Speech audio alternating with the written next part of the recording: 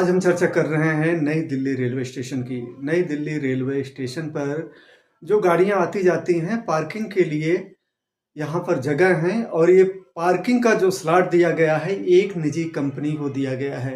इस निजी कंपनी का नाम है मैसेस प्रियंका जायसवाल। जी हाँ, यह कंपनी बनारस उत्तर प्रदेश की बताई जाती है और कहा जाता है कि जो रेलवे के पूर्व डीसीएम सीनियर डीसीएम थे बनारस में, उनका प्रियंका जायसवाल जो कंपनी है उसके साथ इनका संबंध था। रेलवे के सीनियर डीसीएम का तबादला नई दिल्ली हो गया और उसके बाद मैसेस प्रियंका जायसवाल कंपनी को यहां पर पार्किंग का स्लॉट दिया गया है। यानी जो गाड़ियां बाहर से आती जाती हैं उनका पार्किंग का जो सुविधा शुल्क है मैसेस प्रियंका जायसवाल कंपनी वसूलती है। अब मुद्दा क्या है? मुद्दा ये है कि जो प्रियंका जायसवाल कंपनी है, मैसेस प्रियंका जायसवाल कंपनी है, ये ओवर चार्जिंग का पैसा वसूल करती है। इस बारे में हमारे थर्ड आई वर्ल्ड न्यूज चैनल को एक ईमेल मिला जिसमें शिकायत की गई है कि मैसेस प्रियंका जायसवाल कंपनी जो डीसीएम रेलवे के सीनियर डीसीएम दिल्ली मंडल के हैं उनसे उनका 60 काठ की बात बताई जाती है और कहा जाता है कि इसी वजह से ये मैसेस प्रियंका जायसवाल कंपनी को यहाँ पर ठेका मिला जो बनारस की रहने वाली कंपनी है। और उसके बाद ये कंपनी का रेलवे अधिकारियों के साथ इतना घनिष्ठ संबंध है कि आम लोगों से ये मनमाना करने पर उतारू हो गई है और इसको कोई डर नहीं है। इस संबंध में थर्ड आई वर्ल्ड न्यूज को एक ईमेल मिला है और उसमें बकायदा इसका जिक्र किया गया है कि मैसेस प्रियंका जायसवाल द्वारा किस तरह से अवैध वसूली या ओवर चार्जिंग आम लोगों से वसूला जा रहा है।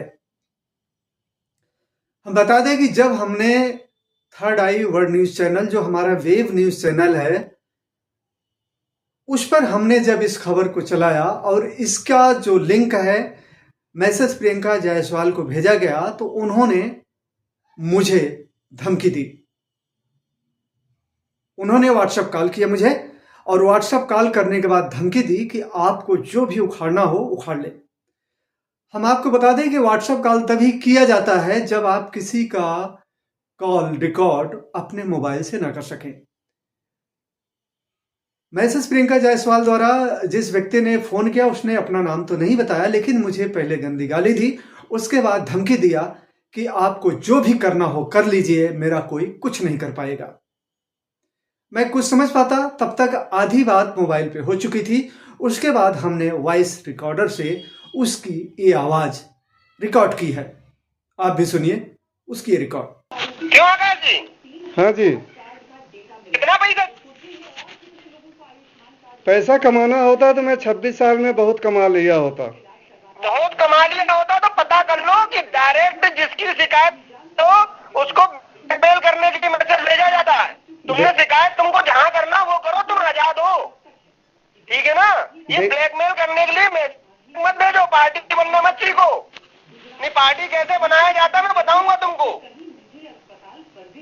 नोट कर लो मेरी इस बात को और रिकॉर्ड भी कर लो, कर रहे हो तो।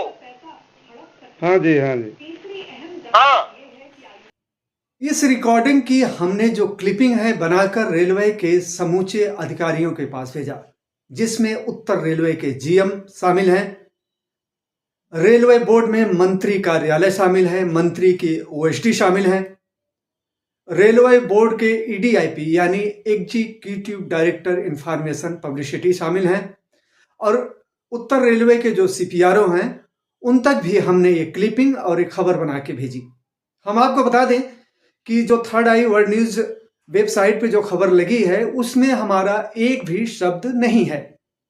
उसने जो हमें मेल किया था संबंधित शिकायतकर्ता ने, हमने सेम उसकी मेल को थर्ड आई वर्ल्ड न्यूज पे पब्लिश किया।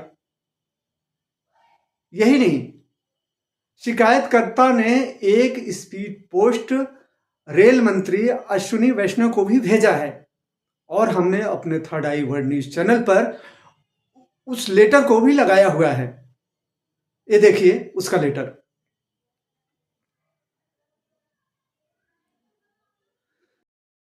हम आपको बताते हैं कि थर्ड आई वर्ल्ड न्यूज चैनल पर इस खबर को लगे तकरीबन धीरे धीरे 1 हफ्ता हो रहा है, लेकिन अभी किसी रेलवे अधिकारी का कोई जवाब या कोई फोन मेरे पास नहीं आया है। ना उस संबंधित ठेकेदार के बारे में, मैसेज प्रियंका जायसवाल के बारे में कोई कार्रवाई की गई है।